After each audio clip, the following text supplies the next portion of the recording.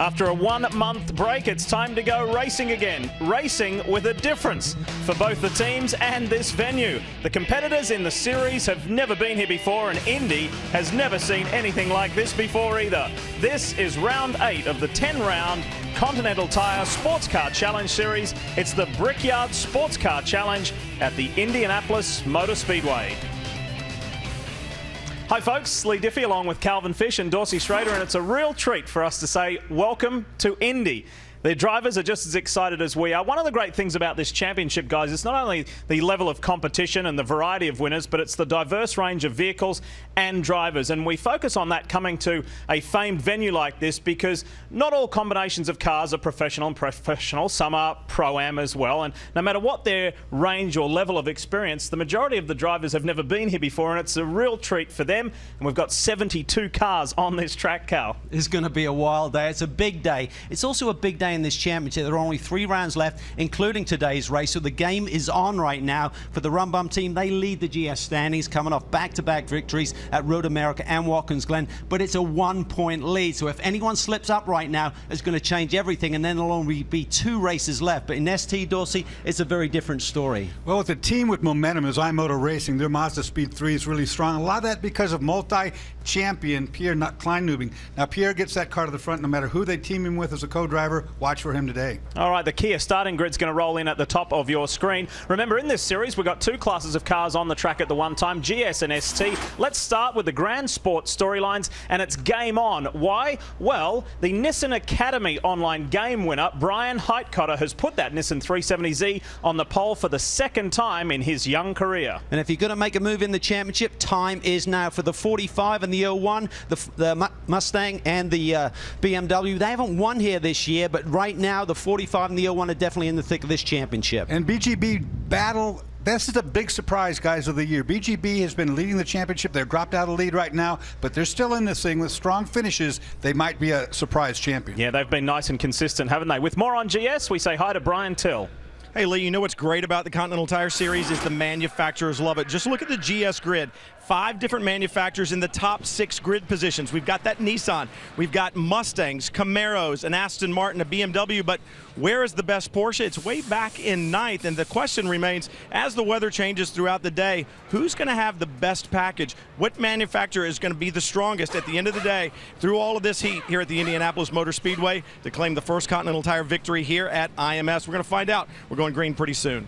Thanks, Brian. Time to talk ST or Street Tuner. Let's have a look at the storylines coming into Indy in this class as well. And let's start with shot through the heart, the Honda of American Racing Team.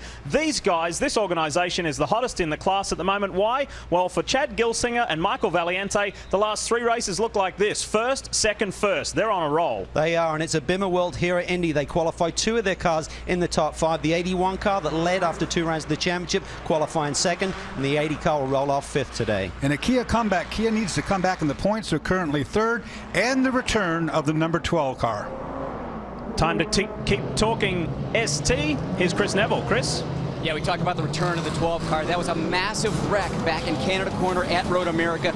Major mechanical malfunction on that Kia. The 12 car completely written off. The team was not able to run a 2nd car at Watkins Glen as they had to build up a new car. It was Mark Pombo behind the wheel that day. He hit the wall at about 100 miles an hour. He broke his collarbone. He broke his nose. He suffered a concussion. He's still at home recovering. He's hoping to be back at the racetrack in September. The team targeting Laguna Seca, but that is all dependent on that broken collarbone.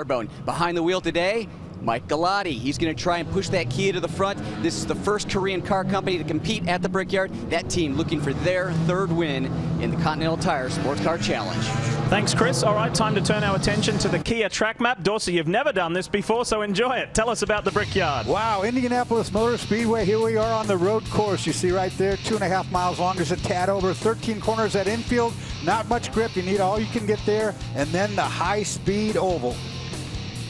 That's how it looks. We'll show you where the hot spots are going to be, and there's a lot of excitement surrounding the very first sports car race meeting at the Indianapolis Motor Speedway. These are great times in the history of this series. Cars are rolling on track. We're going to go to a break, and we're going to go racing when we come back. back at the Brickyard, and we're getting closer to a start of this race. Before we do, let's show you the Continental Tire race analysis. And possibly the most important thing to remember in this series is that we are into the final 3 races of 2012. The pressure is on. Here are the important numbers. 2.5-hour race. Looked like 2 stops for the GS cars, unless we see a lot of yellow today. Probably 1 for the ST. We see a massive field once again. 72 cars. And there you can see our pole winners for today's race. Let's show you some nice onboard views that we have for you. 4 in total. We start with the 2, and as Chris mentioned in his report a little earlier, we now have 2 Kia Forte coupes back for the Kinetic squad, which is good, and a change up in qualifying procedure. On the top left there, Nick Jonsson behind the wheel instead of Andy Lally normally qualifying. The 1 Freedom Autosport Mazda down in the bottom left, and then the 45 4-line BMW coupe. And we'll watch very carefully how 1 of 3 4-line BMWs perform here at Indy. Their race shop not too far away, just a couple of hours away up the road as we get set for a start here at the Brickyard. Really exciting times for the Continental Tire Sports Car Challenge Series, and what a moment for Brian Heitkotter in that Doran-prepared Nissan 370Z, starting on the front row alongside Lawson Aschenbach. Look at that. Imagine seeing a clear straight ahead at the Indianapolis Motor Speedway. What a view, what a day for the Continental Tire Sports Car Challenge Series, and Aschenbach gets the best start on the outside. And look at Matt Bell. He immediately dives to the inside. This is where it's going to get really hairy, Dorsey. They try and get on the brakes for the first time and enter that infield down in turn 1. A lot of width as you get there, but you got to get down into the infield and got to spread it out. ST start, and there's not any cars there. I don't know what happened there. Whoa, the 35 Subaru squeezing on the inside. The second CK Rumbum's off the track. And so too BGB. There are 2 championship protagonists running first and second in the GS standings right now. Not the opening lap that they were looking for. This infield very flat. It's known for not having a lot of grip, and it gets a lot of rubber buildup on it. Of course, rubber buildup isn't a problem right now, but the lack of grip is showing. Al Carter made a nice start. You'll see that 45 4-line BMW up there running second at the moment, chasing down Lawson Aschenbach, who is slipping away in that CKS Camaro. ST, Chad Gilsinger, Glenn McKeno side by side. Gilsinger is down on the inside line, and look at that. Nice, clear, clean straightaway to get things going for the street tuner class. That looks a lot better than the Yeah, they created a gap in case of mayhem down in turn 1 amongst the GS field, so this is a good way to start these races with these massive fields. Honda versus Mazda. As we head toward turn 1, they can make it wider if they want to. James Clay's in there, so too Corey Fergus. We'll watch the BMW. One of the Kias is on the inside, trying to squeeze through. That's tight. Really tight. Luckily, it's a nice wide entry there. You see one of the GS cars off in the runoff area down in turn 1, trying to get back into the action. Not a lot of room side by side racing through this infield. It's easy to get run off the outside if you put yourself in that position. And if you get off line, that is the real problem. There is no grip, and that's a problem for Heitkotter. He's had a quick spin here on the opening lap. The guy started on the pole. Talk about the infield and how slippery it is. Cold tires on these cars. One of the turn of BMWs heading to pit road at the end of the first lap. This is the car that was crashed heavily in the front end at Watkins Glen a month ago. Whoa, chaos here. One of the 4-line BMWs. That's Mark Bowden in the 46. Looks like it's the team owner who had a great qualifying run, but he's run off a little bit down there in turn 1. Nice thing is there's no gravel trap in turn 1, but as you can see, further around this infield, there is a potential to get stuck in that gravel trap. We're not hoping to see that today, of course. Turn 1's really tricky. You're coming from high speed. There's the trouble on the 96, right front fender, front end pushed in. We knew that this race was going to be physical. Paul Dall'Anna, how bad is that? Is he going to be able to get back to the lane and get it serviced quickly? And this is what happened to Brian Heitkotter. Yeah, that's through the 10-11 area coming off of the infield from that point. They're then heading up onto the Speedway. So both Turner cars having a nightmare start. This looks mechanical up underneath the hood already. Wow, and these guys got a little bit of a weight break since the last round. They lost a bit of weight on those BMWs, but it's not going to help him right now as he sits in pit lane. Chad Gilsinger. Look at Corey Fergus up the inside, running up, gets that 4th spot and runs wide. Yeah, that was just pretty optimistic there. Coming in at that shallow line, you're going to struggle to make the corner, but he's had a great season this year, teaming up with Owen Trinkler and the RSR Civic. 197 gets it going in. And RSR again coming with that split strategy of a couple of Honda Civics and 2 Mini Cooper S's as well, but it's going good for the man they call the gunslinger, Chad Gilsinger, out in front of Glenn Bacchino. Here comes the 56 machine, pushing nice and hard. The BMW on a good roll. This infield here is such a disciplined racetrack. You have to keep the race car exactly on the right part of pavement. There's not enough room for air going back and forth across these corners. So it's not known for easy passing on that infield either. Well, unlike the Rolex series where you can change the downforce configuration to really deal with these long straightaways here at Indy, with these cars, you're pretty much set. So you just have to go out there and deal with it. If your car has a big silhouette, big greenhouse as they call it, trying to punch a hole in the air, or doesn't have the power of some of the other cars, you just got to deal with it, Dorsey. That means look for a drafting partner, somebody to get up behind as big as you are and to draft down this long straightaway. A lot of percentage of throttle, wide open throttle down this front straight. Good battle going on here between the 80 of James Clay and the 74 Compass 360 machine. There's two Compass 360 machines there. Andrew Novich behind the wheel of the 74. Had a podium run just a couple of races ago, so things turned around for those Civics. They struggled a little bit early in the season, but hard have come on form, and now we see the Compass 360 boys starting to show some strength as well. Jeff Mosing was starting to make a move there. Let's have a look what happened to Mark Bowden. Watch the blue BMW. Oh yeah, he got hit by Paul Dall'Anna big time. That explains the damage on Dall'Anna. Wasn't the Camaro. He thought the Camaro had got into him, but he actually got touched from behind and spun around. And then probably the first car he saw was that 0-0 Camaro. Guys, I just checked with the 97 Will Turner and his team. Said the engine just died out on the racetrack. They brought it in, reset the ECU. The engine fired. He's back on track. But these engines so advanced with that ECU, it gets put in these high heat situations. Sometimes it doesn't like it. Control, Alt, Delete. Sometimes you got your engine back.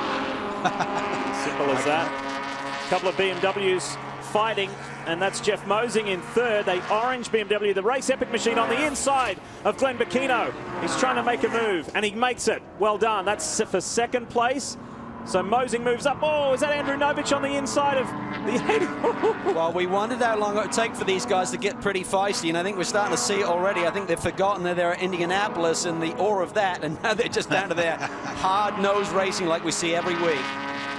Paul Dall'Anna is going to get a penalty for that run-in that he had in turn one. It's going to be a stop-and-go plus 20 once he gets to pit lane.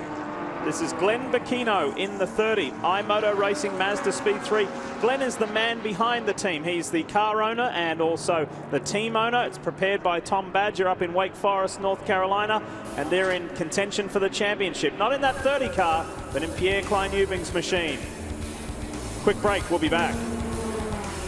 We're back at the Brickyard, and we're running at a slower pace. We're under a first full course yellow. And let's bring you up to speed and show you what has happened thus far in the 8th round of the Continental Tire Sports Car Challenge. There's been a pretty frantic start. There's been numerous incidents like this one. Al Carter on the inside of Michael Gallardi. Yeah, Michael just didn't see him. He tried to follow the other car through turn one and wait for the hit. Nasty one there for Al Carter, who's in the thick of the GS battle. This is just the two classes trying to work together. Michael Gallardi returns, of course, behind the wheel of the 12 car, replacing Mark Pombo, who's still out with injury, and not the return he was looking for so far. And this is the stranded 97 Turner Motorsports BMW of Michael Marcel Dorse. Parked off the side there, mechanical issues again. They'll take that, push to the side. Here, of course, is Jack Roush Jr. See, the whole front suspension just fell off as the strut's broken, or shock, if you will. That's not right, is it, Dorse? No, that's not right. That's not good at all. It just fell away, and this is the pole-sitting car for Doran Racing. This is Brian Heidkotter in the 370Z. He got turned early in the race, and just regular stops going on right now just for fuel, and they'll send the Nissan Academy winner from 2011. So quite warm conditions here in Indianapolis. There is a little bit of a breeze starting to come up. There was predicted rain, and we did get a few spots just before the start of this race, but nothing major. Could still happen, though. Anything this time of year, it can rain anytime. About 93 degrees is a high today, later in the day. We ride aboard there momentarily, aboard the number 10 Kia Forte Coupe of Nick Johnson, who must just be so frustrated for he and teammate Andy Lally, because the championship just kind of took a roundabout turn from New Jersey Motorsports Park onwards, including Watkins Glen, where there was a huge contact going up through the S's, and Nick and Andy ended up finishing 28th. They dropped out of that championship lead. We're getting ready to go with a guy who knows how to win championships, Lawson Aschenbach in that CKS Autosport Camaro. He's won a couple of World Challenge Championships. He is a Continental Tire Sports Car Challenge Series champ. Let's go. A couple of Camaros and a Mustang. The big muscle cars at the Brickyard, roaring down the front stretch. Look at Matt Bell. He's looking to the inside. If Lawson Aschenbach tries to defend, watch for Joey Atterbury in the second of the rush. Mustangs there, the 51, the bright red machine in third to take advantage, but nice and clean. Throwing Aston Martin in the mix too, because he's got Tonis Kasnitz back there in the Aston, and he's right up the tailpipe of the Mustang. Good job, Brett Sandberg, as well. There's another Aston Martin. That's Joe Foster in the 55. So those two white Vantage V8 Aston Martins from Multimatic Motorsports having a good, strong run early. And you could see Joe Foster there thinking of going down the inside of Brett Sandberg there. That's the nature of this road course. You have to really set up wide to get through these corners correctly, but what you do at the same time is you open up that inside line, Dorsey. The guy behind you may try and go for it. That's right. You know, said before, it's a disciplined track. You have to really position the car, but you leave that inside open for a dive bomb pass attempt, and as we get later in the race, you're going to see those happen. And look, Joe Foster's having to defend. Here comes Tim Bell. Tim Bell on the inside. I think he may have just got by Joe Foster in the Mitcham Motorsports number 6 Camaro, and he goes around the outside. They're still going door to door, and Joe squirts ahead. Oh, he gets in there really deep though. Just keeps it together. Here's the important corner of the whole mix, though, because this leads wide open throttle from here almost all the way down to turn 1, which is a great deal of the racetrack. Let's see what that blue and white Subaru WRX has got as they enter the front stretch. And up front, our race leader is under increasing pressure. Here comes Matt Bell. Lawson Aschenbach, this is the most that he's been challenged in this race. He comes out early there. He didn't try and use the draft all the way down the straight. Oh, somebody in the wall, there. big time. One of the BMWs, I think, I'm not sure, but it hit the wall really hard coming out of that corner. Great job, great job. That's a nasty Mustang. spot there. As you come off there, there's like a gate down at the exit there of turn 13, our turn 13. You don't have the safety wall at that spot. Well, I just saw that kind of a corner of my eye coming up out of there. We were talking about, Calvin, if how close to getting loose and out of control you are as you come onto that front straight. Now we know. That could have been the 7 of Kenny Bubb. That was... Got a big fire, guys, on the outside. Oh, my goodness. Oh, it's not happening mine. Here.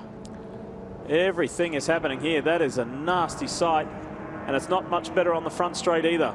Oh, it's all going on. It is. Remember, coming through turn 13, which is basically turn 1 of the Speedway in the opposite direction, of course, it is not an easy flat-out corner. These GS cars are really having to pedal the throttle through there, so let's take a look. See, he gets wide there. He's in the gray. And once he got the gray, Calvin, no grip whatsoever. He just drove it right into the wall. Probably over 100 miles per hour already by there. That's a nasty hit. All right, let's go in and check in with the CKS Autosport cam. Here's Eric Curran. Well, Lee, you guys were just talking about CKS. 2 cars running well. Ashley McCalmont up on the pit stand right now watching Brett Sandberg. But, Eric, you just watched that run down the front straightaway. You and Lawson, you've got to stay in this championship. You're 4th right now, 17 points back.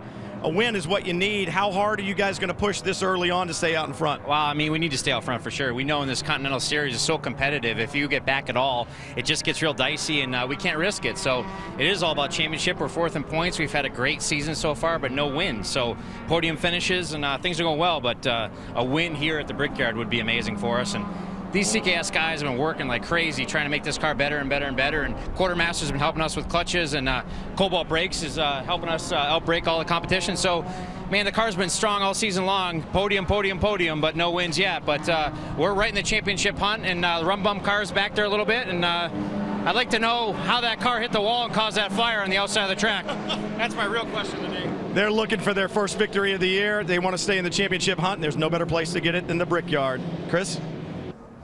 Well, just a little while ago, we saw the 61 car, Jack Roush Jr. behind the wheel, have to take that car back into the paddock. That team still trying to fix that car. That was in that first caution, and the problem there, broken control arm and broken shock on that left front because of contact early in this race. One of the team members tried to fix that corner, but the rotor's so hot, burnt his hand. That's when the team said, hey, let's take the car back there, see if we can get back out here in the fight. That team has had 2 wins this year. Thanks, Chris. And just to confirm that it was Emmanuel Anassis from the BTE Sport Mustang with that hard hit exiting turn 13. You did see him getting out of the car, though. There is Derek Whitus championship contender in ST. We've got a whole lot more from the Brickyard right after this. Back at the Brickyard for the Continental Tire Sports Car Challenge Series. And under our second full course caution, let's bring you up to speed if you've just joined us as to what has been going on, because there's been plenty already. This most recently as Matt Bell started to put the pressure on. Look at the top of your screen. Emmanuel Onassis just gets out wide enough. Just perhaps half a groove, half a car width, and that was enough to send him up into the wall. Meanwhile, Matt Bell did take the lead, of course, and that was done before the caution flew, so he'll maintain that. And then we're just past the 30-minute mark. We started to see some of the front runners in the GS class, including the one that was leading earlier, make their pit stop. Here's the championship leader, Nick Longy, got past the 30-minute mark. It's not always a big factor for those guys. It's all about getting Matt Plum and Rumbum the championship at this point in the game. Meantime, it got hot in the campgrounds on the outside, right across from where that Mustang crashed. This motorhome decided to get really hot and heavy.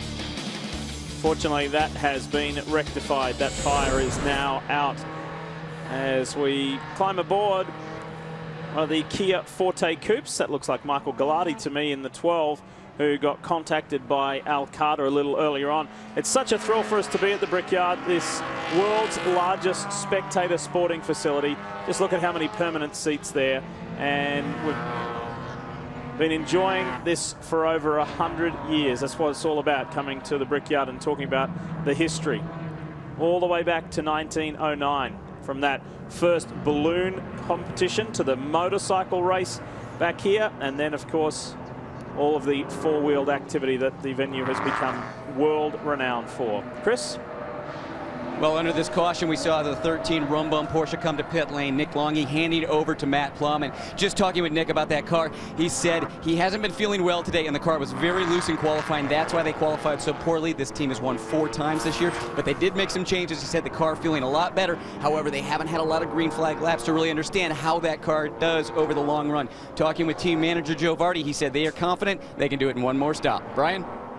Chris, you know, I just spoke with Eric Curran, and then we had that full course caution. They brought the 0-1 in for a pit stop. Lawson Aschenbach stayed behind the wheel. Fuel and left side tires. They said, while we have the time, we'll get some fresh rubber to the left. That's what take the punishment around here. Also, just up the pit road, the 83 from BGB was in. John Ferrano out. David Impringham has climbed in. That car should come alive. We are ready to go green with just a little over an hour and 3/4 to run.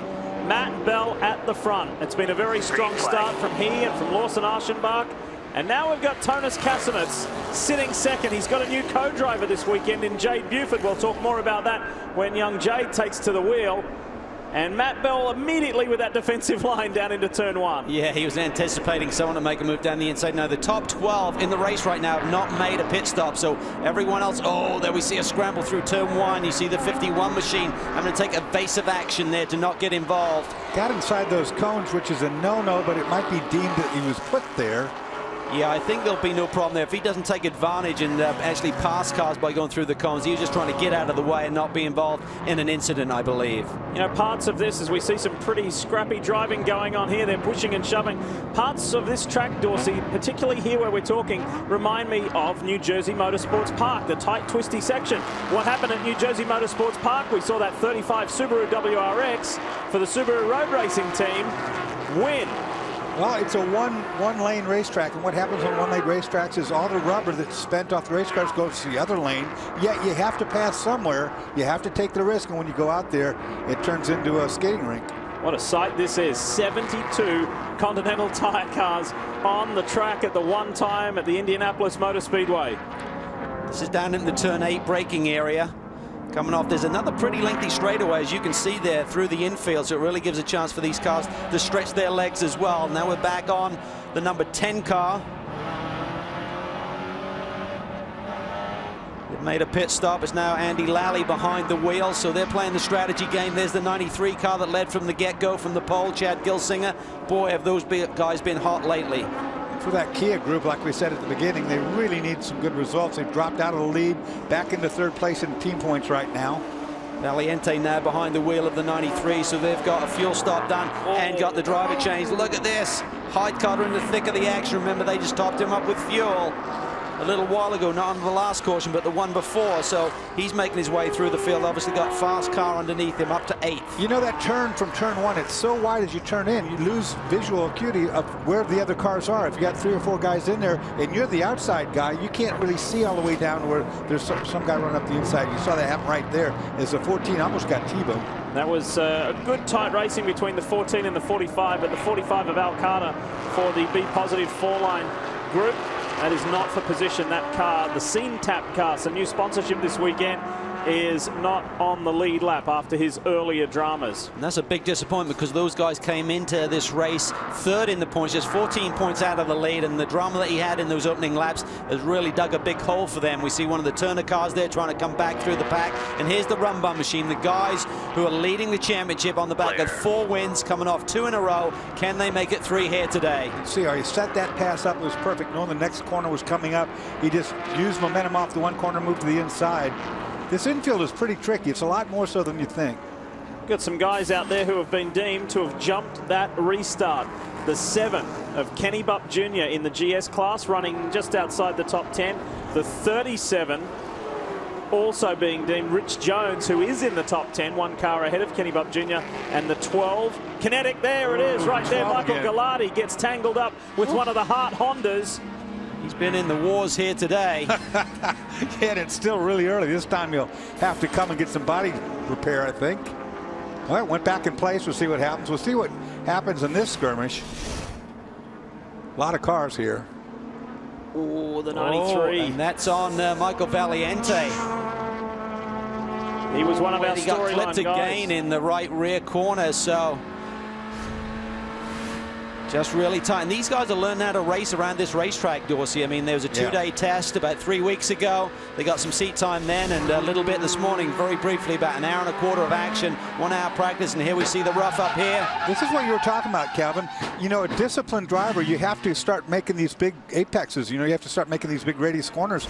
But you leave the inside open, you don't know somebody's not coming up in there to hit you like that. Look at this. There's obviously drama to the right side of this car. We'll cut the side we can't see. Michael Valiente would imagine either has some suspension damage or maybe a cut tire as he visits pit lane. Remember, this was one of our storyline cars and combinations at the top of the show. The hottest team in ST right now, first, second, first in the last 3 races. It's not going to be that way today. This is going to be the key. How quickly can they react to this situation, determining the damage and getting a quick fix? They've got a front tire over there. Brian's on the spot. Calvin, there's a little rub on the back. That seems to be okay. Obviously, the biggest damage is up front, that right front down when Michael Valiente came to pit road. Obviously, they'll take the opportunity to go ahead and put fuel on it. Now the crew looking at the suspension to make sure it's not tweaked after that hit. There'll be a new Continental tire on the front, and it looks like that will be the only one they put on. They'll top it off for fuel. Why not? Since they're here, but Valiente should be back out, but this is going to hurt their chances in this race. Anytime spent on pit road is going to be an issue. And a big contact there between the 96 and the 46. It's Orblin, I think, behind the wheel now, Lee. And he's killed the right front suspension, guys. I saw it when he hit. Climbed up over the top of the wheel. He's got a flat right front. More than that, though, there's suspension damage major. Watch this. They almost get on top of each other right here. He's going to climb up on top. Well, remember, the 96 car is the fender that's torn away anyway, so there's no protection to that wheel. And when they got close, suddenly it was the wheel on the bodywork of the 46. Bill Orblin in the 96, and the 46 has got Brian Sellers in it. There's the point of contact right there. And that just really did a lot of damage on that right front corner. Two of the best GT drivers in the business going hard at it there down the front straightaway here at Indy. Roger Miller was the problem in the Mustang as he finds his way back on. Looks like right side. Oh yeah, right side damage on this car, so we didn't see all of it. Show you what happened to this Dempsey Racing prepared car. Oh, the 35, the Phoenix Performance Subaru WRX. Well, there's a lot of this side-to-side damage now. These guys not being aware of other cars around them. Yeah, it seems like the winding nature of this infield is really catching these guys out when they try and go side by side. They're not giving each other enough room here, and there's major suspension damage to that right. Watch when he turns left, it's just going to fall over. That's similar to Roush's deal as we look at second place going heads up. What a day it's been for CKS Autosport. The 0-0 of Brett Sandberg steals second away from the Multimatic Motorsports Aston Martin Vantage of Tonis Kasemets. Bob Michaelian's in the mix, but we've still got those top 4 cars that need to make a mandatory stop. So much more from the Brickyard right after this. This is Andrew Novich in the 74 Compass 360 Honda, leading the way and leading well. He's got a 5.2 second lead.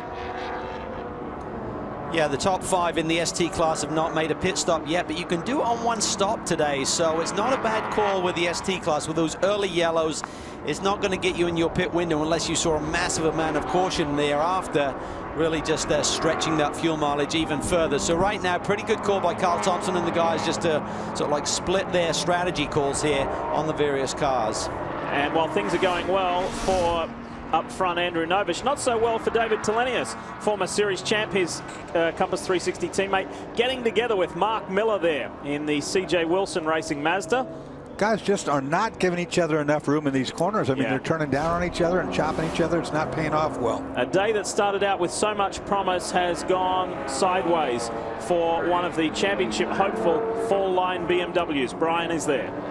Yeah, Al Carter just climbed out of the 45. You came in here third in the championship, and now it looks like you've been through a boxing match in the early going, Al, and mechanical issues set the car back to the pit road? Yeah, well, it was a little bit of a boxing match out there early. What brought me in right now was we just lost a drivetrain on there. We lost a couple laps, so we were trying to figure out a way to get him, but it's so tough here in the Continental Tire Series. That incident earlier, ST car, I know it was a key in. Usually when you're driving around a key, you know exactly what they're going to do, but it seemed like the guy kind of was going to give me room, and then he decided to take it back, so I got stuck down there, and we created the initial contact, but Mr. Rothball said any contact down there would be the inside guys bad, so that's why we had to serve the penalty. Crew did a great job of fixing it up, but it's a shame our Be Positive Scene Tap car, we got new paint on it, new sponsor, we're all excited about that. Running up there in second place, could have been more excited, just didn't turn out that way, but we'll see. Look at it. And that's going to hurt him in the championship too, the 45 being pushed behind the wall, Chris. Well, both multi-mastic and Martin's running in the top 10 right now, and it was Scott Maxwell who got a second place earlier in the year. But Scott, after that second place, the team had some mechanical issues that you guys had to detune the cars. In the past few weeks, though, you've learned a lot about it, back to 100%. What did you guys find out about the Aston Martins? Well, they got it in the thermal tunnel, and we were obviously having some overheating problems and loss in power because of that. So it's a live experiment. We're learning as we go, and today's the first big test with some new configurations, and hopefully it stays cool enough where we can have power throughout the whole 2.5 hours. That's the biggest problem for us. Well, there's a lot what we hear about in this series because these are street cars. The computers a lot of times do what they do in the street car, and when they see temperatures they don't like, they slow the car down. That's what was happening with the Aston Martin. ST class leading car is in. What a run for Andrew Novich. Well done. Good, solid start. He's handing over to Adam Burrows, former series champion. This is a really good combination, and it's the car to beat here today, quite obviously, with just over an hour and a half left to run. I think what they're doing here, they've stopped at a point where even if it's green, they can go the rest of the distance. They'll be good on fuel. And when you're leading the races, they're really on the only spots you can be, because pit lane here is massively long, as you can appreciate. It costs you over 39 seconds just rolling down pit lane at 45 miles an hour, plus the service. So by leading and coming in, they should be able to maintain the lead lap, and that is the critical factor here with this stop. Well, and the other encouraging thing for them championship-wise is that Greg LaFouge and David Levine are only 2 points ahead of them in the championship, but Zach Lutz, or rather I should say Andrew Novich and Adam Burrows were some 6 or 7 positions higher at that point of pit stop. So if they can continue that momentum, that'll be a really positive and productive day in terms of the championship. Dawes, are we seeing some rain? I did see some rain earlier on. It was a big old black cloud across the front straightaway here. We're going to see what happens. We're seeing pit stops. These are regular pit stops starting to happen right now anyway. You heard the APR that we're just following, that the BW was about to make a pit. I think that's it on pit lane, as a matter of fact. David Cheng heads to pit road. He is the leader. Of course, those guys had that brilliant victory at Road America, really got the APR team back on top. And everyone who's in ST are thinking, let's get this pit stop done. We can go the rest of the way. Brian? The Compass 360 Honda running well. Andrew Novich, you just climbed out. Just how physical is it out there on that racetrack right now? We've seen, as Calvin would say, a lot of argy-bargy today. Well, I'll tell you, when we got into the car, it was about 95 degrees out and it was sweltering. Like, we were sweating like dogs out there. But now, just as I was about to come out, it starts raining. So, you know, you really never know what's going to happen out there. I mean, the first 20 minutes, it was just like, oh my God, you're in a sauna. And now it's just cool, calm, relaxed. It's awesome. And I also want to say big thanks to my sponsor, Slime. Thanks for your support, guys. Thanks a lot. Andrew Novich having a good run. He talks about the rain. Some raindrops falling on pit lane right now, but not enough to wet the track enough to want a rain tire. New class leader, it's Vesko Kozarov in ST in the 33 machine, is leading the way in the Nissan Altima for Skull Candy Team Nissan. So that's a good, strong run. Next up is the Burton Racing BMW. It's in the mix. The Mitcham Motorsport car, I should say, is one ahead of that as we climb aboard the Kinetic Kia. This is the 10 car again, and it's been in the heat of battle, we should say, throughout the entire event so far. Yeah, they took the opportunity to take one of those yellows and get their first pit stop out of the way. It's going to be a long stretch, though, on fuel. I think they're going to need some help with caution. Andy Lally has battled his way up to 6, having taken over from Nick Johnson. A little bit of a change of strategy, as you mentioned, Lee. Typically, it's Andy that qualifies and Nick finishes, but I think sometimes you'll try anything to change your luck. These guys have been having a rough time of it here in the last 3 rounds of the championship. This is a move for position on John Weisberg. Kia versus Porsche. As we said right at the top of the show, it's one of the beautiful things about this championship. You've got Kias, you've got Porsches, you've got Mazdas, Nissans, BMWs. Good move here on the inside. Watch this. The 30 ducks up the inside. Ryan Ellis, great move. Brian? Guys, I spoke with Nick Johnson when he climbed out of that Kia on that last pit stop. He said, we've got a good car right now, and we're not really struggling on straight line speed. We get there. The problem is the acceleration rate. Kia right now looking for a little help from the officials for a little better acceleration, a little more torque. They've got a pretty good chassis underneath them.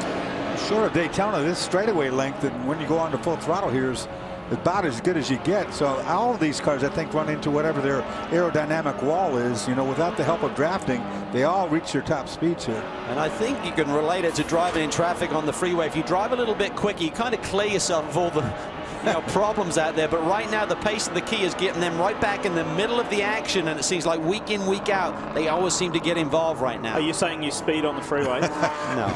Yeah, I was going to say there's one other element called the COUPE. The 00 of Brett Sandberg has had a really good day, a very strong run. However, the caveat to this is he's yet to make a stop. So exactly the same scenario as race leader Matt Bell. Might not be that bad a situation if it should rain. I'm not saying it's going to, but there's plenty of clouds around, particularly here this front straightaway, and one good downpour would change the whole complexity. It's going to be a very strong day for the sister car, the 01 as well. Look at this, side by side, the 71 and the 33. Now, clear, all clear. Matt Plum is behind the wheel. He's taken over from Nick Longy in that 13 run bump Porsche, and now this is kind of the same case. He's pushing forward, pushing his way through the field, and now has moved up to as high as 4th, past Tonis Kasemets. Yeah, Kasemets didn't want to give it up, though, but that's the way you can race side by side and not make contact. You've got to be disciplined around this infield door, so you just can't barge and bully your way around this racetrack. Otherwise, there will be contact. That was just good, hard racing between 2 pros right there. And Matt Plum, when he made that move, it was decisive. There was no doubt about it. He set it up, he dove the thing in there, and Tonis said, okay, that's good. I can't do anything about that. That's 2 guys with heads-up racing, knowing how to do it. New fastest lap of the race to Matt Bell on that very lap, a 1:36.7. He has got a very healthy lead over the 01 of Lawson Aschenbach. And then Matt Plum, Kasemets, and Brian Heitkotter has got the Nissan 370Z back up into the top 5. As we welcome you back to the Indianapolis Motor Speedway, Lee Diffie, Calvin Fish, Dorsey Schrader, Calvin Fish, and Brian Till and Chris Neville. Dorsey, you flagged it earlier in the show. Could weather, could rain be an issue, and now we're starting to get warnings of severe lightning in the surrounding areas and rainfall starting to come down, and that's a pretty serious sign. Yeah, and I think when we look at our leader right now, he is not pitted here today, and I think Mike Johnson at Stevenson is maybe looking at that sky and thinking, man, if we can just stretch it and wait to put full treaded tires on this machine, that may be the game that they're playing. Calvin, the other thing, I talked to Mike Johnson a bit earlier, and he said we didn't pit in those first cautions because, well, we could have strategy-wise, but I've got 2 drivers that have to run in the Rolex race. I want to split this race in half if I can. I don't want to burn either one of those guys down for the race later today. That's a very good point. John Edwards is going to be sharing this car with Matt Bell, and if you stick him in there for a couple hours and then say 15 minutes later, get in the GT car, that's a big, heavy workload. Really easy to do what you want to do with it. Some communication going on between Matt and the Stevenson Motorsport team. He's enjoying a massive margin, 13.5 seconds out in front of fellow Camaro driver Lawson Aschenbach. Matt Plummer's made his way up to 3rd. Casamet's Heitkotter, Espen Loud, then Tim Bell, then Brett Sandberg, David Empringham and Joe Foster. That's what the top 10 looks like. And in ST, Vesko Kozarov for the Skull Candy Nissan team still leading the way. Actually, that just changed as we speak. The 30 of Ryan Ellis for the iMoto team has got that Mazda Speed 3 ahead, and I think Kozarov may have just pitted. Yeah, looks like he's hit pit lane, so he's starting to fall down the order a little bit here. Here we're seeing the 0-1 in 2nd spot now. Made a nice charge through after their pit stop, chasing down the leader, Matt Bell. Chris, what are you hearing down there on pit lane? Well, you know, Multimatic has been developing both the Aston Martins in GS and also the Ford Focus in ST. And the 15 car just came down pit lane, went back into the paddock. So problems with that car. And both of these Ford Focus earlier this year, these are turbo cars, and they were having problems with the turbo inlet duct. It was a production piece, and with that pressure inside the turbo, it was just blowing that duct off. Well, they went to an aftermarket piece, and the problem today seems to be there's just too much heat being generated in there. So they're getting all kinds of fault codes on that car, still developing it. Took the 15 back to the paddock, but a little bit too much heat in there, so that engine trying to save the motor and slow the car down. See Greg LaFouge off the end of the straightaway there. Oh, and trouble here for our leader. It looks like trouble. No, pit stop. I think he was leading, so I think he just did his pit stop, Dorsey, on his way out. But Gregory LaFouge was up to 3rd in ST. Has hit the escape route down in turn 1, but it seems like he must have lost power of some description there. That's how long the pit lane is here. It looks just like a racetrack. So the Nissan Altima is serviced and sent, but that's a real blow for Bimmelworld's Greg LaFouge, because that 81 car was in 3rd place at the time of this happening with an hour and 18 minutes left to go. Weather closing in on the Speedway, and we've gone under full course caution for the 3rd time in this race. Now that might play in everyone's hands there too, because the rain that we're looking at is right behind where Greg LaFouge is parked. It's on the outside of the entry to turn 1. I'll tell you what, sorry, Dorsey. It's raining. Go ahead. I'll tell you who it doesn't help is the leader, because that margin that he had is going to be squashed now behind the pace car, and he's going to get leapfrogged by a bundle of cars when he hits pit lane. And that's the rain I was talking about at the outside of turn 1 up there. All right, we're going to do what we normally do. We're going to leave the Speedway. We're under caution. We'll go to a break and maximize our opportunity to show you more green flag running, as this weather does not look good. Back in a moment. That's a scene we certainly weren't expecting to see here at the Indianapolis Motor Speedway, part of Super Weekend. Yes, the cars have come to a stop on the front straight. While we're away, the rain really intensified. You heard Brian say these were like silver dollars coming out of the sky. Well, it got worse after we went to the break, and there is an enormous volume of standing water on the racetrack. Managing Director of Racing Operations for Grand Am, Mark Raffoff, said this is a little too dangerous at the moment. I'm going to bring the cars to a stop on the front straight. You can see there on the inside line down the front stretch, but particularly in the corners, in the infield section of the road courses, where it was really dangerous, and it looked like the wake of a boat more than the wheels of a race car, that's for sure. So one thing we do need to tell you about, even though the race has been red flagged, the clock keeps ticking. It does, and that's very important, because the teams are now trying to work out strategy. We see that some of the teams have just made a pit stop right before we went to red. For example, the Rum Bum team that had really got their way back into the mix up in the top 5, they've now dropped several spots by making a pit stop for fuel, because they were then within the hour of the checkered flag, which would get them to the finish and probably to throw some wets on as well. And there's going to be people out here who can maybe roll the dice a little bit, Dorsey, and maybe grab a win here today unexpectedly. Yeah, it's really a tough call, isn't it? I mean, you look at it, it's dry right now. It's drying, I should say. The sun's back out again, but there's weather in the area around us, and it could rain again for that matter. So what are you going to do, and how long are we going to stay behind this red flag? That's the question. Well, Brian and Chris are on pit road. Brian, could you go and stand in some of that standing water just to show us how deep it is, mate? You know I'm not tall enough to do that. I may drown. But, hey, check this out. This is the area where the cars stop, and there's no standing water here. You know, it's fine. But as we move out towards pit wall to the fast lane where the guys are going to be driving, now's where the water starts getting deep.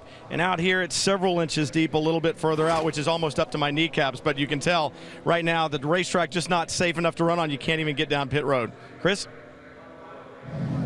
Well, Andrew Akalani sitting here in pit lane. They were 5th when the caution came out. Obviously, with these types of conditions, you want to be in an all-wheel drive Subaru. But as he came down pit lane, left front wheel broken on that car. So they did change that out. However, we are under a red flag condition. So right now, it looks like they're talking to the Grand Am officials because I think they're going to receive a penalty. So throwing a little bit more fuel on this fire, that broken left front wheel, now also a penalty for the 35 car. Things not going their way. Just seeing Brian's report there and the amount of water Dorse on pit road, it reminds me back in 2008 I was here for the inaugural MotoGP at the Brickyard, and that was during, I think I'm going to get this right, Hurricane Irene. Maybe there was 2 hurricanes that year, and just terrible weather conditions here, so much so that they moved the MotoGP event up. It ran along with 125's. The 250 Grand Prix did not run that year, but I've never seen weather or rain or just situations like it. So fortunately, this cell of weather has moved through fairly quickly. But when you see that truck down there, that sweeper, you can just get an idea of how much standing water is in turn 1, and it gets even worse the further you go through the road course section. Our director, Billy McCoy, had to lock off several of the cameras, and for safety reasons, because of the amount of lightning that was around the course, relieve our brilliant camera crew and staff from their positions in the name of safety. So quite treacherous conditions, but the good news is that it is looking a little better with the sun out now and that weather has moved on. The whole United States is in a drought. We've needed water, no doubt about it. All you have to do is hold a race, and here you go. Yeah. But not that kind of run. Now, you can't work on the cars during red flag, and that's why you see them all parked on the pit lane. None of the mechanics can go over there and do anything. So while the cars are stationary, for those of you who may have just joined us, let's show you a race recap because there's been plenty going on today. And watch this scrap here. It's a GS car versus an ST car. Michael Gallardi is in that red Kia. Al Carter thought that Gallardi saw him coming and was going to keep that inside lane open. He did not. He didn't, and Al said, you know, it was a Kia. I expect them to stay where they're going to be, and suddenly he just closed the door on me. So miscommunication there on Michael Gallardi's return, but either way, Al Carter got a penalty for that tap by being on the inside and causing the contact. That's what it looked like. Bang. And that was just the beginning of the woes for the 45B positive scene tap car. Not a good day for another BMW either. Michael Marcel stranded. This one just shut off, and it shut off in a bad place. They ended up pulling that out of the way, but not before they had some other issues. This is Jack Roush Jr., who had issues on the racetrack, broke a shock in front suspension. He's behind the wall. And Brian Heitkotter, the pole sitter, he was turned around very early in the race, and this was just an opportunity to top up on fuel, but the early stages of the race not going his way. Brilliant battle up front between 2 Camaro teams. Aschenbach and Matt Bell going forward, but look in the background there. You see that Ford Mustang clout the wall hard. That brought out another caution period. That was Emmanuel Onassis. And then at the restart, look at this. Brian Sellers in the 45, in the 46 BMW, the blue one, coming into contact with Bill Aublin. He was assessed that was avoidable contact and had to serve a penalty. And then the signs were there for all of us to see. Bad weather approaching, and approaching fast. It came in very quickly, and you see a time-lapse video here of just how quickly things happened with that rain. And Brian has showed us just a few moments ago the standing water on pit lane. Look at this, just crazy scenes at the Brickyard. It really is, and you know, there's a lot of people now sitting in the prime spot now to take advantage of this red flag. They should be topped up on fuel, and the pack has been shuffled, Dorsey. Yeah, and time and clock is running, so we'll see how long it goes, and we'll have a green shortened race. And in ST, the street tuner class, if you belong to Bimmer World, you'd be pretty happy right now, wouldn't you, Brian? Yeah, you would. They came with 3 cars. One has had a problem, but James Clay, team owner here at Bimmer World, you guys have worked all year long, and I know we've talked about having good cars underneath you, but you just didn't have the speed. You came to the Speedway, and the cars are fast. What is it you guys have been working on? Everything. Our Bimmer World guys have been in the shop. I mean, they've been working 20-hour days. They worked all weekend before this. We came to the test. We knew we didn't quite have the car. Those guys have worked tirelessly. They've given us good stuff. You know, it's fantastic. We've got CRC Brake Clean here with us for the weekend, and to have their car in second, the other car in first, right now, looking pretty good. I'm pretty happy. Talk about this red flag. Obviously, the clock continues to run. Are you guys good on fuel to the end?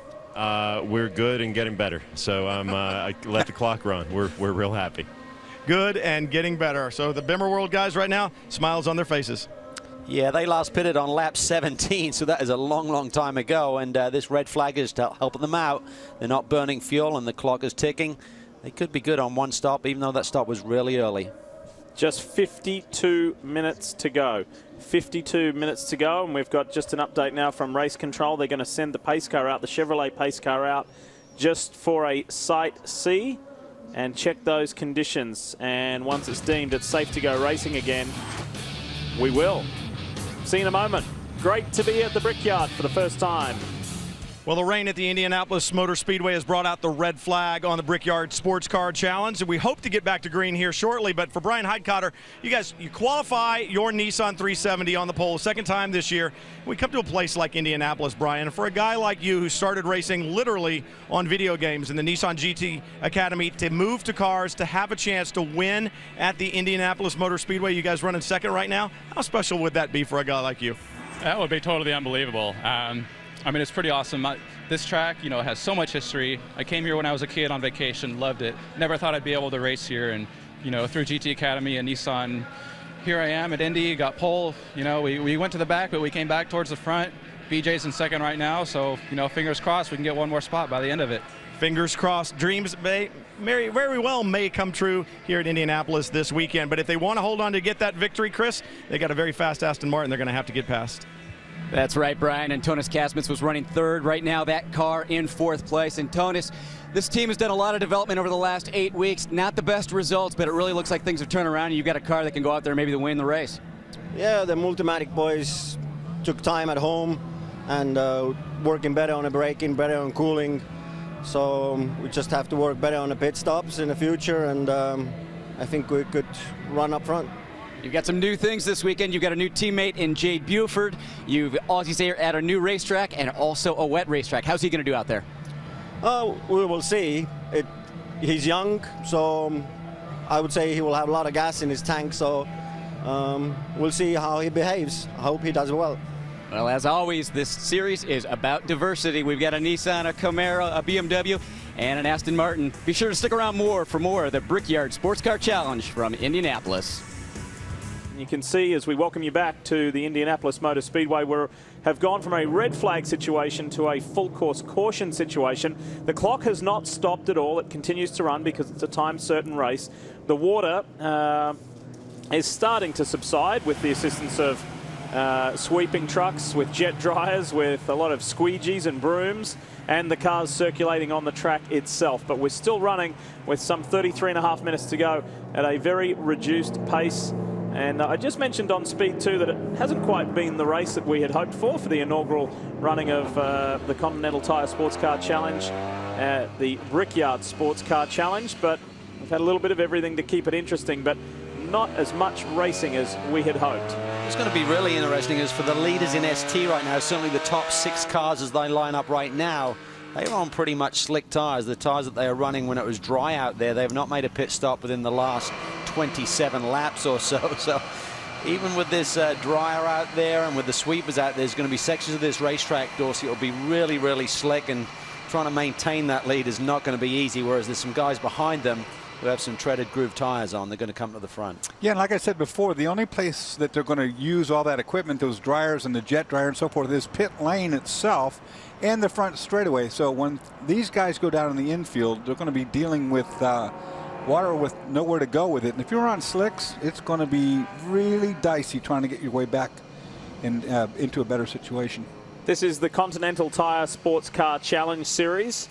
Those guys are getting water blasted on pit lane. Look at this. I'm not sure that's the right approach. They'll have nice clean fire suits, that's for sure. But what I was getting to originally was that coming to this racetrack certainly had some inherent challenges. And let's hear now from Continental Tire's Bruce Foss as to the challenges of coming to Indy. The magnitude of coming here to partake in an event is huge. The history of other companies coming here and failed is advantageous for us because it really gives you a wake-up call on how serious this place is. And the challenge is the surface. The infill surface is very smooth, very tight aggregate. The oval part is diamond cut. And it's a very aggressive surface, so it's totally like the opposite end of the spectrum from the infield. Making a compound that works on both surfaces is certainly a challenge, and we think we've answered the challenge. Given the history of this for a tire company, well, you know you're going to be under the spotlight. When you come here, you're pretty much driven to perform on that basis. Let's have a look at some pretty interesting numbers for you from Continental Tire. Some interesting numbers there, as we know in the Rolex Sports Car Series. 6 sets for DPGT, and just look at the amount of tyres that are brought to the track. So everybody from Continental Tire, a huge thank you for what they contribute and do for both the Rolex Sports Car Series and the Continental Tire Sports Car Challenge Series. There's one driver who should be pretty happy with his form today, Brian. Matt Bell ran a long time up front. Ran a long time up front. The most exciting part of the day, though, I think, has been trying to avoid the jet dryer down here in pit lane. That was a bit wild, Matt, but you did have a good run up front. You told me, you said, I pitted at the perfect time. First of all, it looked a little exciting out there as far as contact goes. How busy was it on the racetrack? Honestly, from my point of view, it was quite nice. I didn't see too much going on. The ST cars are really kind of getting into each other. They go side by side where you maybe should think twice about it. But yeah, I pitted at the perfect moment. It was starting to drizzle a little bit. I was starting to lift a little bit on the oval, but I came in and then just complete downpour. So that was a pretty good moment. Our car was about as good as you can make a Camaro, honestly. Jim Kasperzak, our engineer, did an incredible job giving us the balance back that maybe we lacked a little bit in qualifying. So really easy car to drive. I was able to bring it to Lawson and pass him, and then put a little lead out. Unfortunately, it wasn't good for a whole lot. Well, and the biggest problem John Edwards might have right now is that if this track dries, he has rain tires like a lot of the other teams. If it stays wet, he has no windshield wiper. Chris? Well, Jason Hart sitting third right now in ST in the US LED Honda Civic. Ron Farmer, his co-driver. This is your best race of the year so far. Now, you guys did a little bit of a gamble there. You're on slicks right now, but we've got clouds down in turn 3, sunny skies up in turn 1. Was it the good gamble? I think it's a good gamble. Yeah, I was hoping that's a gamble we would take. I mean, I'm not the one who does the call, of course, but team's done a good job. Car set up good, and we took the right move here, because if you look at the skies up above on my left, and it's moving this direction, it's moving with good weather, not with bad. So I think we're in good shape. This driver pair started the season in the Mini. They moved over to the Honda Civic, and it looks like that's going well for them. Yeah, certainly a lot of rolling the dice right now, because they've got to try and manage these damp conditions. It's all good that it's going to come to you, but you've got to stay on the island in the meantime, Dorsey. That's the most important part right there, no doubt about it, because it's very tricky, very, very low grip surface on that infield. Anyway, we've seen all these skirmishes when it was dry. What's it going to be like going out there in the wet? So that brings you up to date with where we are at the moment, with just 28.5 minutes left to run in this 8th round of the Continental Tire Sports Car Challenge Series. A quick break and then more from the Brickyard when we return. Well, I say, as we welcome you back with the highest level of optimism that things are looking better here at the Speedway, we welcome you back to the final 25 minutes of the Continental Tire Sports Car Challenge's first ever race at this famed venue. And you can see for yourself that there's a lot of dry lines there. These guys, all of the workers here at the Speedway, have done a tremendous job, including the jet dry man who blasted everyone up and down pit lane and sent them scurrying. That gave us one point of humor, at least. And if you're wondering what we're talking about, if you take a look at this. I paid that guy $10 if he'd get Brian's hair wet. There were some people who saw it coming, and there were some people who did not, and were very brave, like this young lady here, who weathered the storm. Literally. That's going to make Speed Center's wow factor, I'm sure. This gives you a good profile shot at everybody scurrying for some shelter. So we understand from race control that we're about 1.5 laps away from going racing again, which is a really positive sign. Before we get there, let's join Brian Till and hear from one of the GS Championship contenders. John Ferrano, David Impringham share that 83 BGB Porsche. And John, you come in here 1 point back in the championship. I know that is huge, but these changing weather conditions right now, that seems to be the big challenge right now. David, rain tires on that Porsche. If it stays like this, how long can he run before he's going to have to move back to slicks? Well, it looks like the track is drying very quickly. I'd give him 2 or 3 laps, and I think he's going to have to come in. There's just not enough wet surfaces where he can keep those tires cool, so he will have to come in a couple laps. And I think everybody else is the same, though. 13 car, just a couple of spots back. We talked about championships coming in. Man, these guys still have a long way to go. Lee? That's right, it's Porsche. 1-2 in the Grand Sport class. The Rum Bum Boys versus BGB. It's a really tight championship race. It's really tight, and I think John's spot on there. Most of the GS field have switched to wets, but we've got a real split strategy in the ST class. The first 5 or 6 cars are still on slicks, and by drying out pit lane like they're doing right now, which I totally understand, is just allowing this racetrack to dry. There's pretty much a dry line around 70% of this racetrack right now. Skies look clear, so they're going to be in good shape. Chris, what are you hearing? Well, Mark Miller and Kyle Gimple sitting 5th right now in ST, and CJ Wilson's Mazda. And Kyle, you started out the season with RSR Racing in a Mini. This weekend switching over to a Mazda. What's that change been like? Really the biggest change is trying to go from front-wheel drive to rear-wheel drive. You know, I've driven a Mazda MX-5 before, so the change really wasn't that big of a rule. I'd say kind of struggle. It was really easy to pick up and go. Well, this team, they're looking for a good finish here today. Hopefully their first top 10 of the year. And that car, Chris, has been involved in several skirmishes here today, but good to see that the 04 is still running as strong as it is. In ST, I should say, it's John Capestro Dubets, and then Seth Thomas, Jason Hart, Chris Pushka, and then Mark Miller here in the 04. So that's the top 5. And really good news from race control.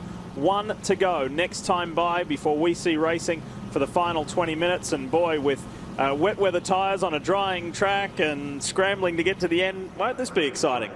Well, the question is, does anyone gamble right now and pop in now and throw some slicks at it and not waste any time, or do you just try and see what the lap times are like and see how long those wets can hang in there? There's certainly going to be several seconds, probably about 10 seconds a lap slower once it gets to that dry point. So I think if you've got poor track position, I don't think it would be a bad gamble right now to dive into the pit lane right now, get some slicks back on one of these GS machines. I agree with you, Calvin. It looks like there's enough of a dry line, at least one portion of it, where you could just mind your own business and stay out of trouble and wait out the rest of this field.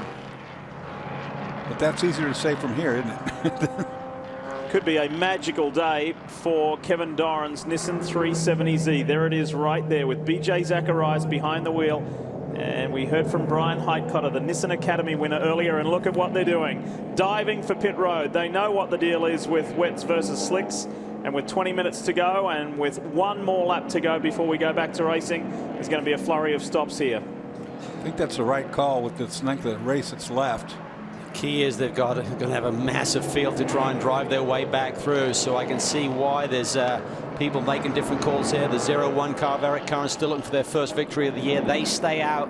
This is BJ Zacharias. Kevin Doran's got so much experience. He's saying we've got to make this call, even though there's only 20 minutes to go. It doesn't give them much time to get back to the front. This is a former championship-winning combination right here. The Charlie car from Four Line Motorsports. Charles Espenlaub, Charles Putman, and Charles Espenlaub is behind the wheel now. Do it earlier rather than later to give yourself the maximum amount of time to get back through the field. Full dry's going on that car. Full dry's going on this car as well. Brian? It's the 83 David Impringham, former open wheel star, and he's always wanted to run at the Indianapolis Motor Speedway. He gets his chance. They're taking a bit of a gamble here. I talked to a couple of drivers, said you may be able to run 15 or 20 minutes on those treaded tires. But David, out on the track during those pace laps, made the call. They'll take 4 Continental slicks. He'll be back underway and see if he can take the checkered at the Indianapolis Motor Speedway. A little problem with the right front. That's delayed the stop a little bit, but he's now down and underway, Chris. Yeah, Brian, one of the most successful teams this year. 13, the Rumbum Porsche. They've got 4 wins this year. They're also taking a gamble here, coming in, getting rid of these wet weather Continental tires, putting on slicks. So Matt Plum, these first few laps, he's definitely going to have to hang on to this car. But if the skies stay the way they look right now, I think this track's going to dry out very quickly. And there goes the BGB Porsche ahead of the 13. The reason why we highlight those 2 cars, only 1 point separates them in this championship. We'll go racing right after this. We're back and we're working our way towards green, which is what we have been waiting for here at the Indianapolis Motor Speedway. 18 minutes left in round 8 of the Continental Tire Sports Car Challenge Series, with still some threatening skies around the speedway, but there's enough blue and the track is dry enough for Grand Am officials and race control to say, let's go racing. And Eric Curran for CKS Autosport in that Chevrolet Camaro leads this field. This car has been threatening to win all year long. This could be a magical day at the Brickyard for CKS Autosport, and we finally see green with 17.5 minutes to go. Couple of lap cars right behind him. Jay Buford in the 71 Aston Martin, who's currently the 2nd place runner. That's the 4th car in the picture right now, coming to the inside. The key is for those GS cars that just pitted, they've got to work their way through the entire ST field as well, Dorsey, to get to these guys who are on the wet tires. There is a long way to go, for sure, no question about that. But I do agree with giving that decision to the driver, because he knows what the track's like and he also knows what he's going to have to do. Good decisive move from that black Camaro, the 62 of George Richardson. He slotted through past the Mustang and is pushing through. Jeff Bucknam in the 62 has taken over from George Richardson and pushes forward. Yeah, and the kid, oh, look at that, he turns him. Bucknam gets really aggressive there on Jay Buford, dives to the inside there of turn 6 and turns him around. Look at it, trying not to get into that gravel trap and get stuck. Jay Buford trying to get the Aston back on track. And full course caution, didn't even make a lap. Oh, this is really going to help the guys who just made that pit stop. This will be a quickie. This is within 20 minutes of the finish of this race. This will be the short caution procedure, just a 2-lapper. Watch this, this will tell the story. Watch the black 62. That's Jeff Bucknam into the side of Jade Buford in his debut drive in that Aston Martin, and was very fortunate not to get collected by the traffic on the way through. Yeah, and it's 50-50 deal here right now. I don't think it was really dirty driving. Jeff just went to the inside. Jay tried to go to the apex and really wouldn't put the blame on either one's fault there. It's just tough racing around this infield. Here we see further action in the ST class. 74 car has been a fact here today. Adam Burrows gets turned around. Adam was in 3rd when that occurred, so that's going to hurt the Compass 360 team big time. Agree with you, Calvin. I don't know I could call fault on that. But on the other hand, it's not my call to make. We'll see if race officials deem that avoidable contact or not, which would draw a penalty. Here's the 74. Adam Burrows is off the road, and this could be a mechanical issue due to the He's in the gravel, Dorsey, maybe. I think that left side may be stuck in the gravel. Maybe is why he's not moving, and this is why we're full caution. And it should be a quickie, but they've still got to get this car moved quick enough within the 2 laps to go back to green. And while we're under yellow, let's check in with Brian. Brian? Just talking to Lawson Aschenbach, and we were talking about tires. He said the thing that no one realized is when the rain came, we had made our stop shortly before that.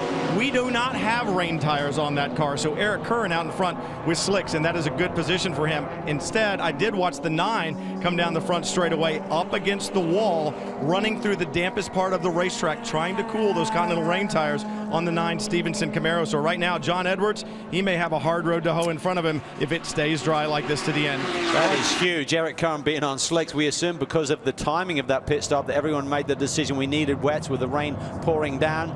They obviously were thinking way ahead and got slicks on that car. That is fantastic stuff as they look for their first and Camaro's first win of the season. But you can tell from that camera shot too that rain is not out of the question or out of the area, either one, before this is over. Crazy stuff. Oh, another 23 car off. That's the Burton BMW with Terry Borchello behind the wheel. This is a car and a team that has improved dramatically from the season opening event at Daytona International Speedway. This car has been on the podium. Haven't had a lot of luck though. They've been run into a few times and had a lot of damage to that car over the course of this season. It's parked off to the way, not in the driver, into the wall, I should say. I don't know if he's pulled off there or ended up there. Terry, another one of the drivers who's pulling double duty here today. Just a short period, like 15 minutes after this race will be over, he's going to be diving into a Daytona prototype. Had a great qualifying run here at Indy on the second row of the grid for the Action Express team.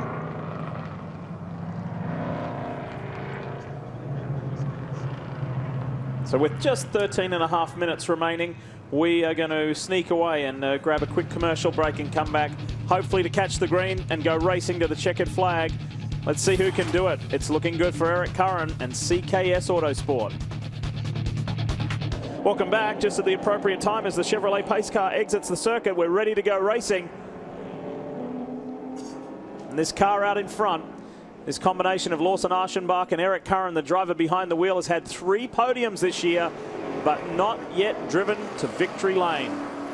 10 minutes to go in this race, and anything is about to happen. And cars that have still got wet weather tyres on them have been diving for the wet patches on the straight here. They've been trying to cool those tyres down. They're running out of time, and we'll watch those cars that came in for fresh slicks at the back of the pack, like the silver and blue Porsche with Dave Empringham coming down the inside.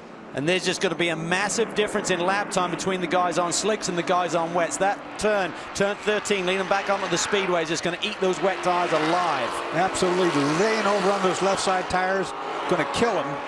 Look at this aggression now. There's nothing you can do. 10 minutes to go. You got to go. There's Schaldeck down to the inside lead. He's looking really aggressive right now. Very has to be. There's some lap traffic in the mix here. That's going to make things interesting. Espenlaub got all out of shape there as he goes around the outside of Shelby Blackstock in the 51. Well, you got to use the chrome horn now. I mean, there's nothing left of this race. Exactly. Make the most of it while you can. I really encourage you to watch that silver and blue Porsche of Dave Empringham, second in the championship. There he is, tucked in behind the 2 Roush Mustangs. He is coming fast. He is really coming hard. Look in the background there, you can see the run-bum machine of Matt Plum. Normally Joe Vardy and the boys get it right strategy-wise, but they have some work to do just because of the lateness. The Aston is down to the inside. They've worked hard against each other all day long, the 55 and the 13. Boy, you got to be aggressive, and we're coming onto this front time for the front time up the front straightaway. Look right there, it's 83 on the outside. This is the corner you were talking about, Calvin. It's going to grind those left side tires right into that asphalt. Yeah, this corner and coming into the next one, this is going to be really hard work for guys like John Edwards who are on those wet weather tires. There you see that Stevenson machine. Yeah, this is crazy. Here we go. The top 2 in the championship are separated by just 1 car. Those 2 Porsches are going at it in the race. There's a bit of contact there. Plum goes for the middle of the track. That's Sellers there looking really aggressive. He wants to win here. He's dreamed of competing here at the Speedway. Everyone here this afternoon wants to be the first person in the Rolex Series to kiss that yard of bricks as the victor here today. And like we've seen so many times this year, they're all pushing so hard. One mistake is going to catch a whole bunch of them out at once. There you see the grip difference there. David Empringham in the 83 Porsche. You can see they're just driving around cars. They're on the the Aston down the inside. He turns him. Big hit right there. That's the championship leader involved there with the 55 car of Scott Maxwell. A lot of damage to the front of the run bump left front corner. I don't know if it got the tire. Certainly got the headlight bucket. Can Matt Plum continue? What's that left front doing? Any suspension damage? It was a decent hit. Looks good. I think he just got all cosmetics that time. And I think Maxwell going to the other side of him. Wow, this is crazy. Meanwhile, up front, Eric Curran has got his hands full. And Empringham dives on the inside of the Stevenson machine. Does he keep it in tight? Yes, he does. That's Ashley McCalmont in the 0-0, just ahead of Brian Sellers there. Oh, and they're pushing. Look at this. Oh, she just opens the door. Oh, no. Wow, Sellers goes around the outside, and that's just John Edwards. He cannot maintain the cornering speed of the guys on the slicks, and Ashley was trying to look for a way through. Sellers just said, thank you very much, I'll take the outside line. She was trying to help him get the speed he didn't have, is what was happening. So Plum continues in that run bum Porsche, but he has dropped considerable ground after that contact. 6 3/4 minutes to go. Let's show you what happened. Inside, bang, there it goes. Boy, that was ping pong there. There's nothing you could do. Yeah. Run bum got the worst of that, I'm afraid. It was the right side he got into, but the left headlamp that got popped out when he got turned there and came back down. He actually tagged the left side with the Mustang. That's Kevin Ferrer in that Mustang. To Chris Neville, more on the run bum car. Yeah, Lee just checked in with Joe Vardy, team manager on that car, and he said right now, Matt Plum saying everything is okay with that car. And if you remember about 10 minutes ago, that car came to pit lane, got rid of those wet weather tires, put slicks on, so he lost a lot of track position having to come through. And it sounds like we've got a car on the front stretch up against the wall. Tyler Cook, hard into the wall. Very similar to what we saw earlier. We go under caution with 5 minutes, 55 seconds remaining. Wow, is there going to be enough time to get a clean up and get another lap here under green? I don't think so. I don't think so either. The 01 team were in good shape anyway, Dorsey being on those slicks, but this is really going to save the guys who are hanging on for dear life on the wet weather tires. But I think most of those guys have been shuffled back right now. Got to get it back under control again, but that car rode down the front straightaway wall, lost a lot of debris. Big for the championship though. David Embringham coming into this race 1 point behind, currently sits in 5th. Matt Plum, the championship leader, 13th after that contact with Scott Maxwell. And it's also huge for this car on screen. For several rounds now, we've been asking the question, when is the 01 CKS Autosport car going to go to victory lane? Today could be that day, and the combination ahead of them in the championship, Al Carter and Hugh Plum, out of this race earlier. Big loss of points there, so Eric Curran and Lawson Aschenbach could leapfrog them and really be in this championship fight. Let's hear from Lawson right now. I'm not sure that they needed that full course caution because Eric Curran was running away from the field. Lawson, this would be the first victory. I'm not giving it to you yet, but I'm waiting for that black and white flag. But this would be the first victory for this team, and you guys won it, if you do, with speed, but also strategy. Not going to the rain tires. Whose call was that? Well, it was Kirk Spencer, our team manager and engineer. He does a great job every weekend, and you know, like I said, it's been an honor to have him up on the top of the box this year. And I got to say hats off to everybody, CKS Autosport, Team Chevrolet. I mean, this Chevrolet Camaro GS.R has been fast ever since the test. We were here a couple weeks ago, and we knew we had a shot at it. We just had to keep our noses clean, and you know, we'll see what happens with the weather here, but I'm hopeful this caution takes a little while, and they just checker flag it. White flag next time by, and the raindrops starting to fall. Could be a sunshiny day, though, for Eric Curran and Lawson Aschenbach. We keep asking that question, and you saw Lawson there just clap his hands and high-five one of the team members.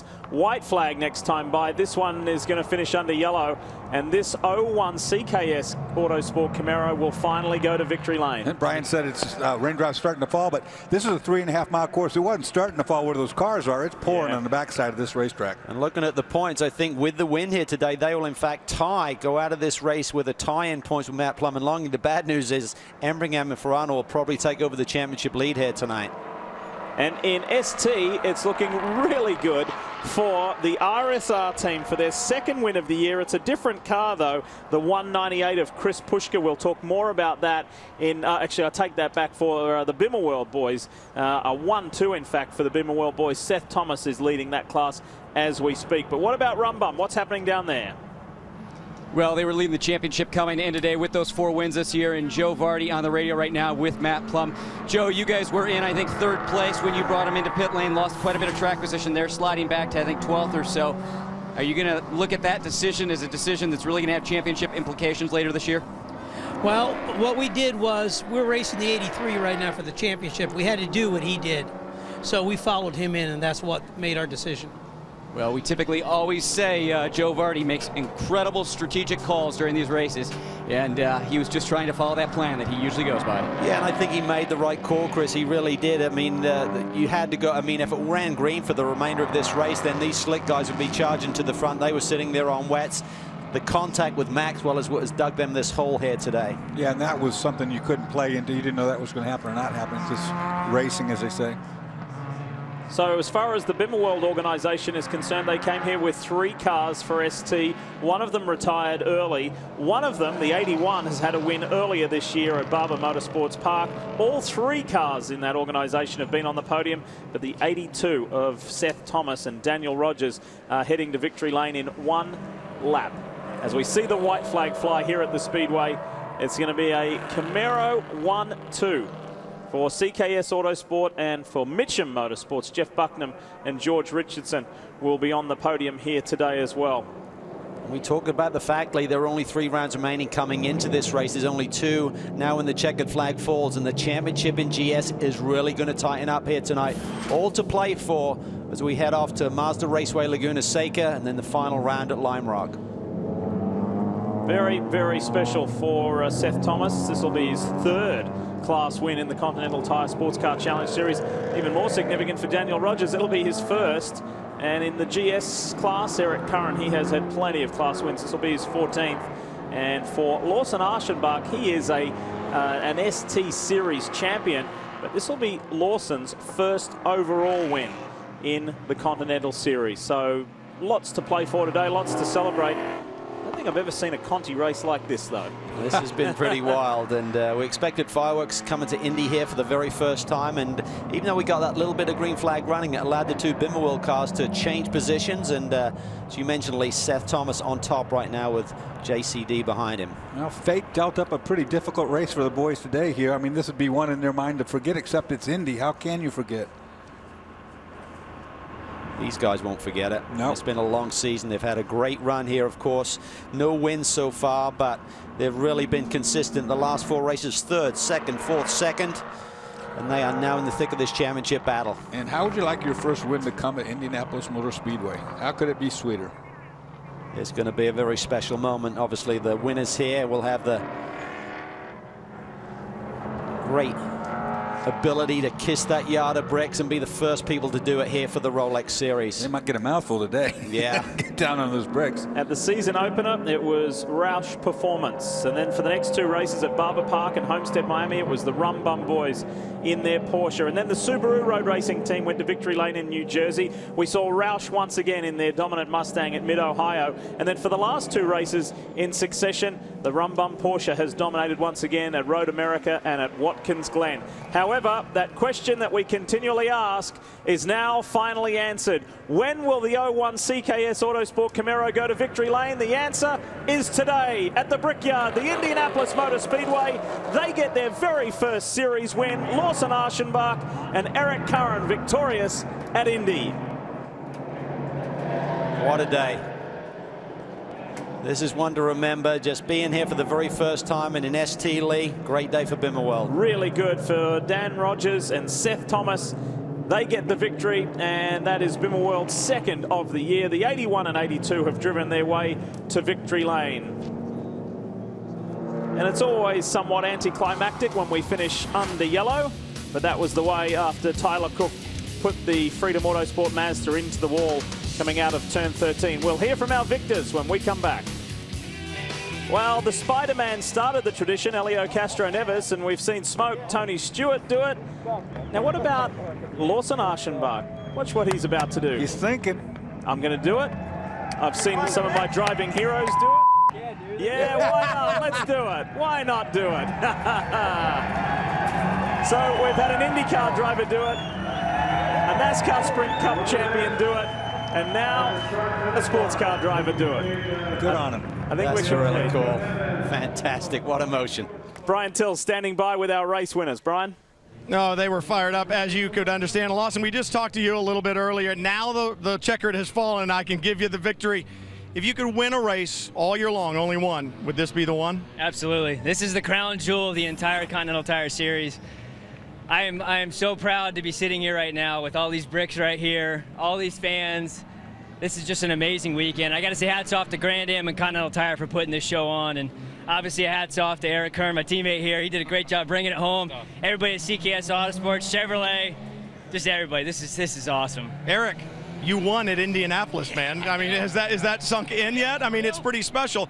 But you probably had, not to take anything away from Lawson, you probably had the hardest job. It was raining, you had slick tires on the car, weather conditions changing. How difficult was it once we went back to green? Well, I mean, Kirk Spencer on the radio and I back and forth, like, what do we do? What do we do with tires? We come in, we put reins, what do we do? But obviously we made the right call, and Grand Am kept us out there for a while. Thank you, Grand Am, for that. That helped us a lot. And the CKS Camaro was just amazing. It's been great all year. We talked earlier about we're just missing that top step, and here it is at Indianapolis in front of Chevrolet and all the Camaro fans. And Lawson did a great job in the opening part of the stint, and it's just awesome. I mean, it's fun at the end. It was like, oh, you're going to take a New England boy, you're going to put him on a slippery track with dries? Okay, let's do this. I'm like licking my chops. Okay, so we look good.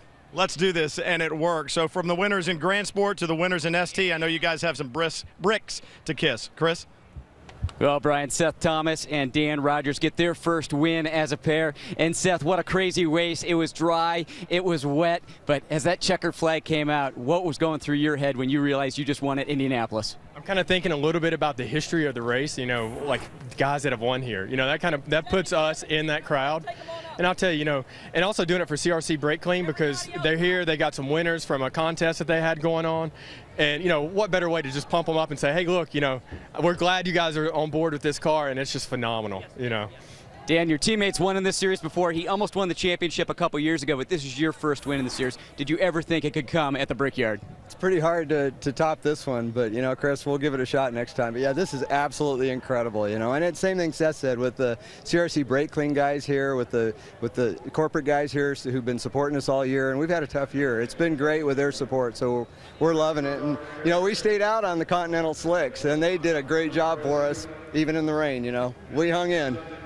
Great call by this team. They get the checkered flag. Lee? Yeah, nice to see Bimmerwell having something to smile about after the tough year they had last year. Let's show you the results. Let's talk Grand Sport first, because for the top two in this race, it was a season best result, and particularly for the second place Mitcham Motorsports team, they really needed that. That's a massive shot in the arm for that organization. So well done for those guys, but fifth place is who you want to look at. We'll talk points in a moment. Let's show you ST, because it's time to kiss the bricks. Even with a little bit of lightning and rain threatening, it doesn't matter. It's not going to bother these guys. The GS and ST class winners. Well, Lawson's seen people do it before he's turned the cap around. That's the way to go. Cool stuff. That's great. And it doesn't matter what any of these four guys have accomplished in their respective lives or careers. That's probably the best moment. They'll remember that forever. I promised you the ST results. We had the top two in GS at their season best. Let's try top six in ST. Those respective combinations achieving their best result of 2012. That's huge to do it here. It was a real shake-up there. The weather certainly played a part in all of that, but great job by the Bimmerwell boys. They deserved a break, as you said, Lee. They led the championship after 2 rounds, and it's been pretty much south ever since then, but right today, they're the guys who are celebrating. They're doing it one more time just for another photo. They're not going to get sick of that, are they? For Eric, Curran, Lawson, Aschenbach, Dan Rogers, and Seth Thomas, a super, super special day at the Brickyard with one of the weirdest races we've ever seen. Well, you know what? Wins don't come easy to Indy, and this is no exception to the fact everybody out there had to work double hard today. This was a tough environment to have to race in today. And a really great way to finish, to see that celebration and the smiles for all the hard work. We started with some 72 cars, and it's only 2 that matter. Did you enjoy that one, Doss? Absolutely. I would like to have seen more green, but it is what it is. Cal? There was some crazy stuff. We're seeing replays of it right now. A lot of breakages on suspensions when they got hit. High-speed nature of the racetrack. Then we saw the rain come in, the lightning. That crazy moment right there when the jet dryer gave everyone a little shower. Next round in the Continental Tire Sports Car Challenge Series, Mazda Raceway Laguna Seca, coming your way Sunday, September 16. We'll see you then.